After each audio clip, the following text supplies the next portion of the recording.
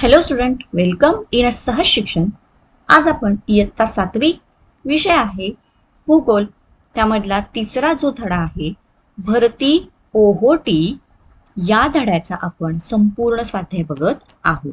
तर विद्यार्थ्यांनो, तुम्ही चॅनलवरती नवीन असाल तर चॅनलला पटकन सबस्क्राईब करून घ्या. खाली जो बेल आयकॉन दिला आहे बेल आयकॉनवरती बटन प्रेस करा, म्हणजे इथून पुढचे जे सगळे स्वाध्याय जेव्हा मी अपलोड करीन त्याचे तुम्हाला नोटिफिकेशन मिळेल. प्रश्न पहिला, योग्य जोड्या लावून साखळी पूर्ण करा. त्यामध्ये अ गट, ब गट आणि क गट असे 3 गट दिलेले आहेत.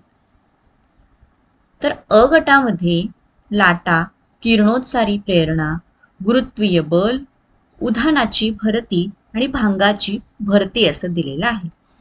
तर अ गटावरून आपण ब गट आणि क गट अशा या जोड्या व्यवस्थित लावूयात. तर सगळ्यात पहिल्यांदा अ गटामध्ये आहे लाटा. तर त्याच्याशी व्यवस्थित पुढे येणार ब गटामध्ये वारा आणि क गटामध्ये येणार भूकंप व ज्वालामुखी मुळे ही निर्माण होतात. दुसरा येणार केंद्रोत्सारी प्रेरणा. ब गटामध्ये येणार पृथ्वीचे परिवलन. क गटामध्ये समोर येणार त्याच्या वस्तू बाहेरच्या दिशेने फेकली जाते. तिसरा आहे गुरुत्वीय बल. चंद्र, सूर्य व पृथ्वी हे येणार ब गटामध्ये. तर क गटामध्ये व्यवस्थित त्याची योग्य साखळीप्रमाणे येईल भू पृथ्वीच्या मध्याच्या दिशेने कार्य करतो गुरुत्वीय बल. त्यानंतर उधाणाची भरती साठी पुढची साखळी येईल अमावस्या आणि त्यापुढे येईल सर्वात मोठी भरती त्या दिवशी असते. त्यानंतर येईल भांगाची भरती. तर त्याची योग्य साखळी असेल अष्टमी आणि त्याच्यानंतर क गटात येईल चंद्र व सूर्य यांच्या प्रेरणा वेगळ्या दिशेने कार्य करतात. तर अशा प्रकारे आपण अ गट, ब गट आणि क गट याच्यामध्ये या व्यवस्थित या साखळी लावून जोड्या लावून साखळी पूर्ण केलेली आहे.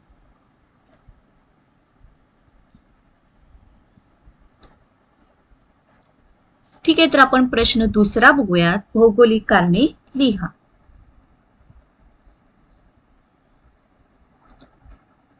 पहिला, भरती ओहोटीवर सूर्यापेक्षा चंद्राचा जास्त परिणाम होतो. तर याचे उत्तर काय असेल बघा. चंद्र हा सूर्याच्या अधिक जवळ आहे. दुसरा मुद्दा, सूर्यापेक्षा पृथ्वीच्या अधिक जवळ चंद्र असल्याने चंद्राचे गुरुत्वाकर्षण बळ हे सूर्याच्या गुरुत्वाकर्षण बळापेक्षा पृथ्वीवर अधिक परिणाम करते.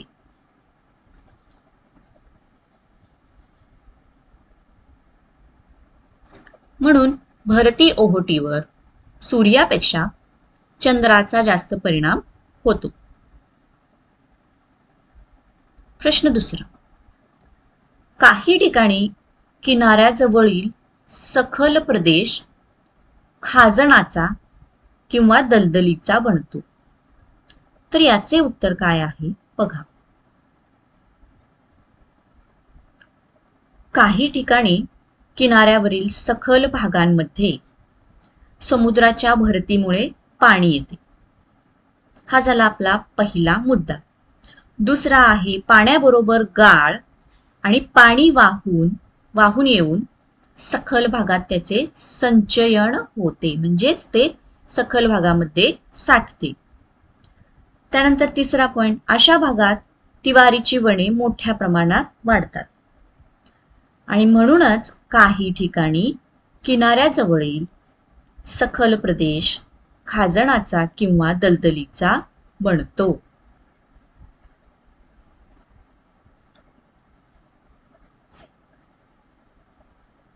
तिसरा, ओहोटीच्या ठिकाणच्या विरुद्ध रेखावृत्तावर देखील ओहोटीच येते. ठीक आहे, विद्यार्थ्यांना बघूया त्याचं उत्तर काय असेल या पाठीमागचं भौगोलिक कारण. पॉइंट पहिला, रेखावृत्तावरील जेव्हा विशिष्ट ठिकाण चंद्रासमोर येते तेव्हा त्या ठिकाणी असणारा चंद्राच्या गुरुत्वाकर्षणाचा प्रभाव हा त्या ठिकाणी असणाऱ्या केंद्रोत्सारी बलाच्या तुलनेत अधिक असतो. त्यामुळे त्या ठिकाणचे पाणी हे चंद्राच्या दिशेने खेचले जाते. तर दुसरा पॉइंट, भरतीमुळे रेखावृत्ताशी काटकोनात असणाऱ्या समोरासमोरील दोन रेखावृत्तांवरील पाण्याची पातळी ओसरत असते व त्याच वेळी तेथे ओहोटी येते. अशा प्रकारे ओहोटीच्या ठिकाणच्या विरुद्ध रेखावृत्तावर देखील ओहोटीच असते. प्रश्न तिसरा, विद्यार्थ्यांनो व्हिडिओ आवडत असेल तर व्हिडिओला नक्की लाईक करा. तुम्हाला इतर कुठल्या विषयाचे स्वाध्याय हवे असतील तर तसे कमेंट बॉक्समध्ये आम्हाला नक्की कळवा. प्रश्न तिसरा, थोडक्यात उत्तरे द्या. पहिला प्रश्न त्यातील, जर सकाळी 7 वाजता भरती आली तर त्या दिवसातील पुढील ओहोटी व भरतीच्या वेळा कोणत्या ते लिहा.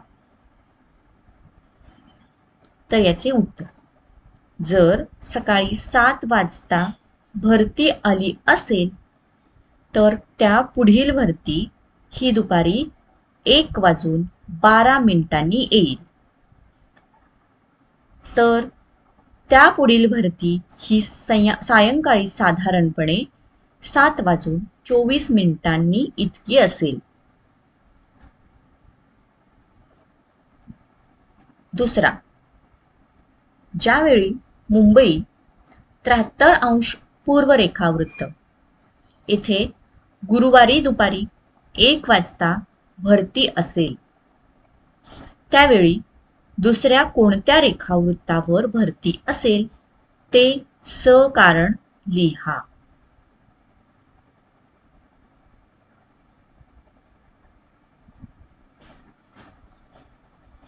याचे उत्तर, ज्यावेळी मुंबई 73° पूर्व रेखावृत्त येथे गुरुवारी दुपारी 1 वाजता भरती असेल त्यावेळेला दुसऱ्या पश्चिम 107°, या ठिकाणी 107° असा आहे, 107° रेखावृत्तावर भरती असेल.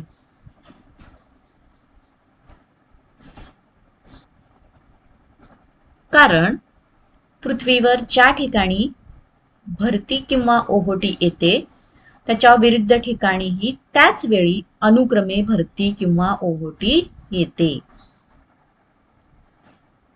73° पूर्व रेखावृत्ताविरुद्ध बाजूला पश्चिम 107° रेखावृत्त आहे. हे त्या पाठीमागचं कारण आहे. तिसरा प्रश्न, लाटा निर्मितीची कारणे स्पष्ट करा. तर याचं उत्तर, पहिला पॉइंट, वारा हे लाटा निर्मितीचे मुख्य कारण आहे. पॉइंट पहिला आपल्याला हाच द्यायचा आहे. दुसरा पॉइंट काय लिहायचा बघा, काही वेळेला सागर तळाशी होणारे भूकंप व ज्वालामुखीमुळे देखील लाटांची निर्मिती होते.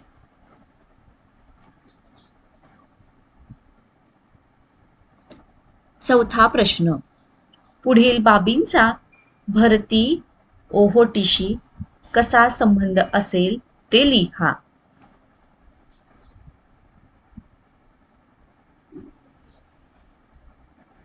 पहिला आहे पोहणे. उत्तर, पोहताना आपल्याला भरती ओहोटीच्या वेळा माहीत असणे गरजेचे आहे. या वेळा माहीत करून मगच समुद्रात आत जाऊन पोहणे योग्य ठरते.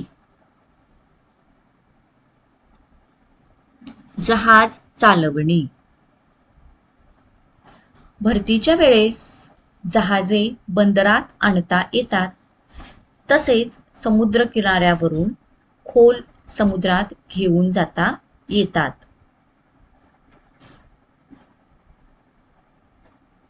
मासेमारी. उत्तर, भरतीच्या पाण्याबरोबर मासे खाडीत येतात. त्याचा फायदा मासेमारीसाठी होतो.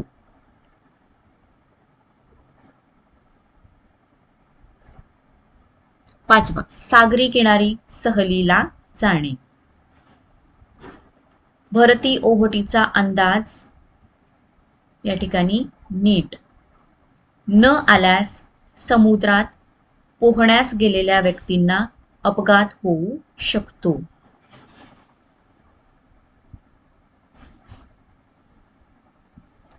प्रश्न 5. भांगांची भरती ओहोटी या आकृती क्रमांक 3.8 चे निरीक्षण करा व खालील प्रश्नांची उत्तरे लिहा. तर या ठिकाणी ती जी आकृती आहे ही अशा प्रकारची आहे, भांगांची भरती आणि ओहोटी. तर इथे ही जी दिलेली आहे ही आहे भरतीची पातळी. चंद्र, त्यानंतर ही आहे पृथ्वी आणि सूर्य. तर यावरून आपल्याला प्रश्नांची उत्तर द्यायची आहेत. पहिला, आकृती कोणत्या तिथीची आहे? तर आकृतीवरून आपण सांगूयात की ही जी आकृती आहे ही अष्टमी या स्थितीची आहे. दुसरा, चंद्र, सूर्य व पृथ्वी यांची सापेक्ष स्थिती कशी आहे? उत्तर, चंद्र, सूर्य व पृथ्वी यांची सापेक्ष स्थिती ही चंद्र हा पृथ्वी व सूर्य यांच्या संदर्भात काटकोन याप्रमाणे आहे. या ठिकाणी बघू शकता चंद्र हा कशा प्रमाणात आहे? काटकोनाच्या प्रमाणात आहे. या ठिकाणी हा असा काटकोन होताना दिसतोय. पुढील तिसरा प्रश्न, या स्थितीचा भरती ओहोटीवर नेमका काय परिणाम होईल? उत्तर, या स्थितीमध्ये सरासरीपेक्षा लहान भरती व सरासरीपेक्षा लहान ओहोटी निर्माण होईल.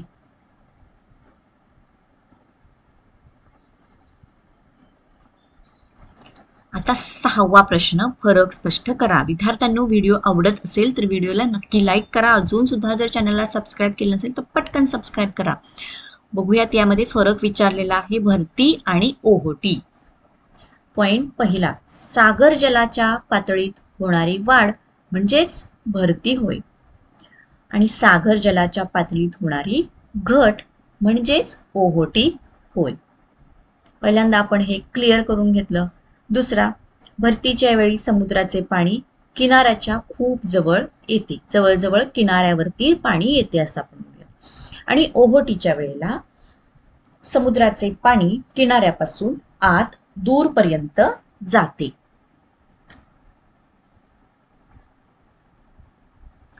त्यानंतरचा फरक विचारलेला आहे लाट आणि सुनामी लाट. तर बघा, पॉइंट पहिला, वाऱ्यामुळे सागर जल ढकलले जाते व पाण्यावर तरंग निर्माण होतात, त्यांना लाटा म्हणतात. तर सुनामी लाट म्हणजेच सागर तळाशी झालेला भूकंप आणि ज्वालामुखीमुळे सुनामी लाट निर्माण होते. दुसरं, लाट ही विनाशकारी नसते पण सुनामी लाट विनाशकारी असते.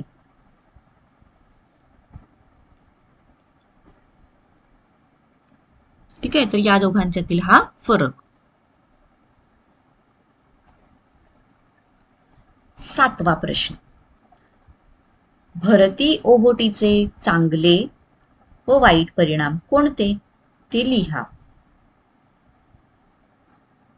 तर बघूयात आपण पहिल्यांदा याचे चांगले परिणाम. पहिला, भरती ओहोटीमुळे पाण्यातील कचऱ्याचा निचरा होतो व समुद्रकिनारा स्वच्छ राहतो. दुसरा आहे, बंदरे गाळाने भरत नाहीत. त्यानंतर तिसरा, भरतीच्या वेळेस जहाजे बंदरात आणता येतात. तिसरा आहे, भरतीचे पाणी मिठागरात साठवून त्या पाण्यापासून मीठ तयार केले जाते. आणि पाचवा, भरती ओहोटीच्या क्रियेमुळे वीज निर्माण करता येते. सातवा, भरती ओहोटीमुळे तिवराची वने, किनारी भागातील जैवविविधता इत्यादींचा विकास व जतन होते.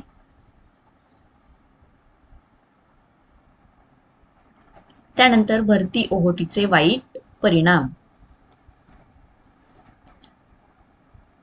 भरती ओहोटीच्या वेळेचा अंदाज नीट न आल्यास समुद्रात पोहण्यास गेलेल्या व्यक्तींना अपघात होऊ शकतो.